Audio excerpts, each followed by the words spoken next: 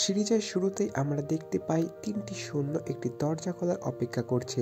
একটু পরে আস্তে আস্তে দরজাটি খুলে গেলে তারা বনের দিকে এগোতে থাকে। তারপরে তারা তিনজন আলাদা আলাদা দিশায় তদন্ত করার জন্য ছড়িয়ে পড়ে। তাদের মধ্যে একজন হঠাৎ দেখতে পায় অনেকগুলো লাশ ছিন্ন বিচ্ছিন্ন হয়ে পড়ে আছে। পিছনে ঘুরতে দেখতে পায় একটি ছোট্ট মেয়ে। মেয়েটির চোখ নীল বর্ণ হয়ে আছে এবং অনেক ভয়ানক দেখতে। সে অনেক ভয় পেয়ে দৌড়ে বাকি দুজনের কাছে চলে যায়, তাদের সব ঘটনা খুলে বলে এবং তাদের সাথে নিয়ে আসে সেই জায়গায়। পরবর্তীতে এসে দেখে যে ওখানে কোনো লাশ নেই। তখন তারা তিনজন আলাদা আলাদাভাবে খুঁজতে শুরু করে। তখন তারা দেখে অন্যজনের ওপর একটি অবয়ব হামলা করেছে এবং তার গলা এক কোপে নামিয়ে দেয়।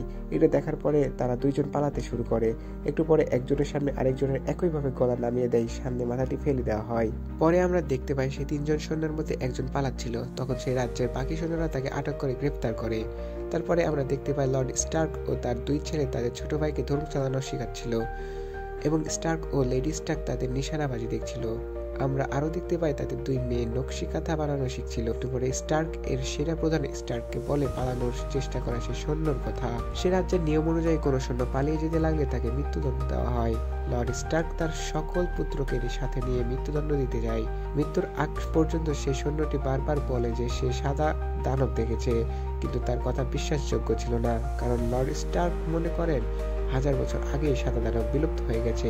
অতঃপর সেই সৈন্যকে মৃত্যুদণ্ড দেওয়া হয়। এরপর আমরা দেখতে পাই কিংস ল্যান্ডিং এর সালাহকার মারা গেছে। এই খবরটি লর্ড স্টার্ককে লেডি স্টার্ক এসে দেয়। স্টার্কের সব ছেলেগুলো রেডি হয় রাজাকে উইন্টারফেলে স্বাগতম জানানোর জন্য। রাজা উইন্টারফেলে আসার পরে লর্ড স্টার্ককে বলে সময়তে নিয়ে যেতে। এখানে রাজা লর্ড স্টার্কের তার নতুন সালাহকার হতে আদেশ দেন।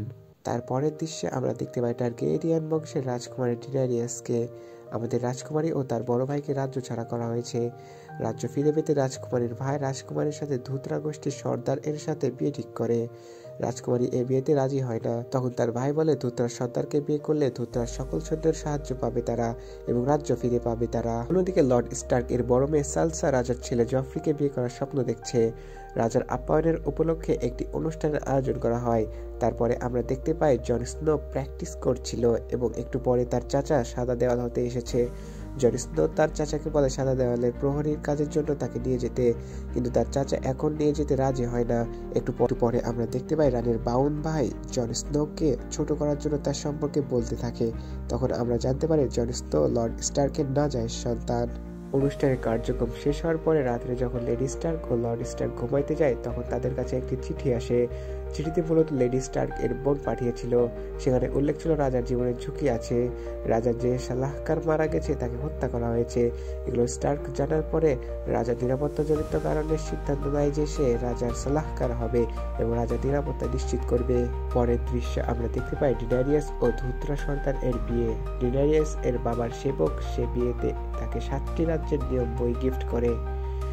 ধুতরার পক্ষ হতে ডেনারিয়াসকে 3টি ড্রাগন এর ডিম উপহার দেওয়া হয় একজন। তারপরে আমরা দেখতে পাই রাজা ও লর্ড স্টার্ক শিকার করতে বের হয়। লর্ড স্টার্ক এর ছোট ছেলে তখন খেলা করতে করতে এমন একটি দৃশ্য দেখে ফেলে যা দেখা তার মোটেও ঠিক হয়নি। সে রানী ও তার ভাইকে মিলনের সময় দেখে ফেলে এবং রানীর ভাই তার মুখ বন্ধ করার জন্য তাকে সেখান থেকে নিচে ফেলে দেয়। পর্বের সমাপ্তি এখানেই। তো বন্ধুরা, কেমন লাগলো আজকের সিরিজের এই প্রথম পর্ব? যদি ভালো লাগে থাকে তাহলে অবশ্যই লাইক অ্যান্ড সাবস্ক্রাইব করবেন এবং নেক্সট পার্ট যদি চান তাহলে অবশ্যই কমেন্ট করে জানাবেন।